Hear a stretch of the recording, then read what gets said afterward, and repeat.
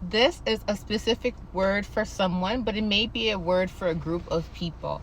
I told you guys that the other day the Lord showed me a vision, and in the vision there was hot flames, okay? And within the hot flames I saw a lion roaring, and then I saw the Lord walking through the flames with his robe, okay? And then God confirmed to me this is pertaining to Daniel 6 and Daniel 3. I thought it was Daniel 4, but it's not Daniel 4. I kept saying Daniel 4 in my other videos. It's actually Daniel 6 and Daniel 3.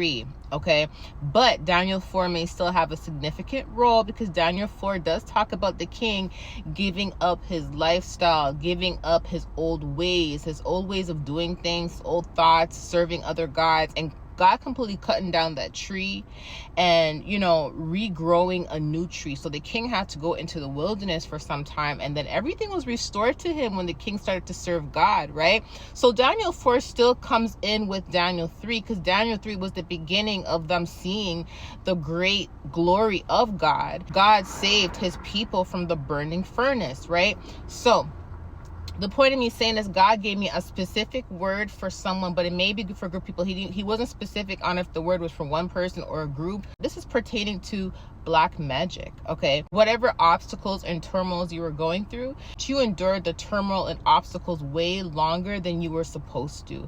And many of you guys have asked God, why am I still going through this? If this was supposed to be done a long time ago, why am I still going through it now? Or why did I go through it longer than expected? Everything happened for a reason.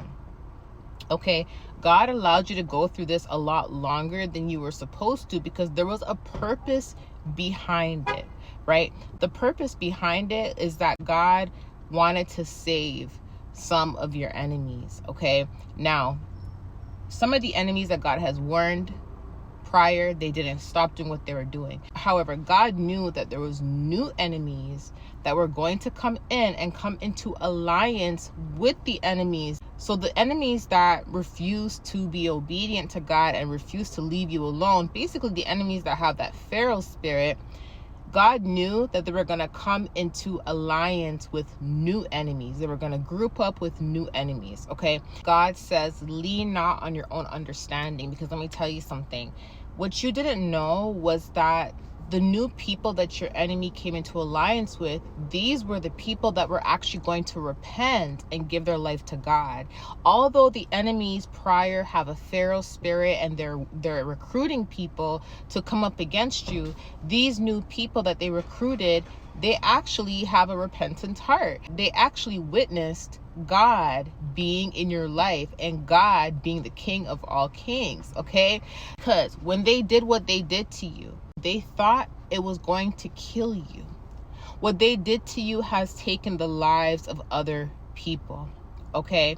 It has taken the lives of other people, whether it be they tried to poison you physically, whether they did something to you physically where you had to end up in a hospital and you may have gotten surgery, whatever the case is, or whether it be witchcraft, right? What they did to you, they have done to other people in the past, and it has succeeded. Okay, it has succeeded. But for some reason, when it came to you, what they did to you did not work. In fact, they couldn't believe that you survived what they did to you, because nobody has survived what they did. So them seeing that you survived, it completely shocked them. It completely shocked them. Remember, the enemy that originally tried to take you out, they didn't do this on their own. They couldn't do this on their own. They had to recruit people to come up against you. You were dealing with a Pharaoh spirit, somebody that was basically narcissistic, that was recruiting people after people after people after people. Like I said, whether they did physical harm, whether it be slander, whether it be gossip, whether it be witchcraft, whatever it is they were trying to do, they had to recruit people to help them. And the people that they recruited to help them, many of these people can see that God has his hand on you. Many of the people, especially the people that did things to try to take you out, they know that God has his hand on you, because the things that they tried to do to you has harmed other people. But when it comes to you, it is not working. It is not working. And to be honest, it terrified them. Terrified them so much so that they know that if they don't repent, they know that if they don't repent, what they have done to you that they thought was going to take you out is going to affect them. These people have repented. So yes, you have gone through things longer than what you were supposed to, but God used it according to his will. God used it as a way to save the new enemies that were recruited into that group that was trying to take you out. Okay, that's why it went on longer than it was supposed to. There's a testimony behind it. What you don't understand is the afflictions and the pain that people tried to place actually ended up helping some of your enemies give their life to God. Okay, Daniel 3 verse 10. Your Majesty has issued a decree that everyone who hears the sound of the horn, flute, zither, lyre, harp, pipe, and all kinds of music must fall down and worship the image gold, and that whoever does not fall down and worship will be thrown into the blazing furnace. But there are some Jews whom you have set over the affairs of the province of Babylon, Shadrach, Meshach, and Abednego, who pay no attention to you, your Majesty. They never serve your gods, nor worship the image of gold you have set up. The king confronted him. He said, if you hear the music and you don't fall to your knees and worship, he said he was gonna throw them in the furnace. Okay. So many of you guys, this, some people may have even tried to blackmail you, or they may have tried to make you conform. Like, basically, like I said to you guys before, some of them will try to force you into sin, even with using black magic. They'll try to force you to give up and try to get you to surrender to their black magic, get you to surrender to their curses, surrender to their spells, kind of thing. And that would require you to completely give up on your destiny, give up on your purpose, give up on your relationship with God, and they wanted you to curse God, similar to how Satan wanted Job to curse God.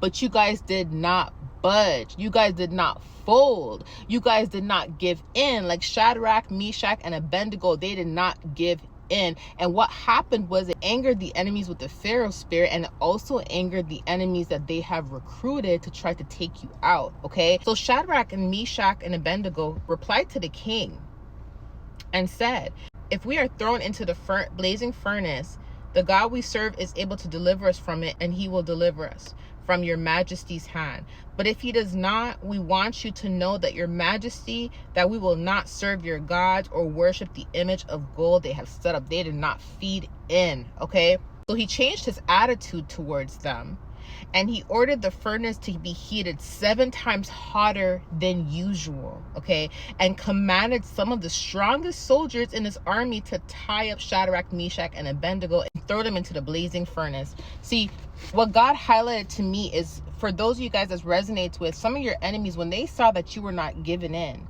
no matter how much witchcraft they did on you, no matter how much they try to take you out, and they saw that you're still complying to God's instructions, you're not folding, you're not cursing God, you're not giving up, you're still going after your destiny, it made them so angry. It's almost like they turned up the attacks 10 times harder. They even brought people. They hired their strongest practitioners. Okay, they hired the strongest black magic practitioners, new ones that they recruited, right, to try to take you out and to try to kill you, and it did not work. Many of you guys, you were literally in the midst of fire. You were in the midst of a storm. While they were attacking you, the Lord was actually purifying you. Okay, he was purifying you and he was reforming you.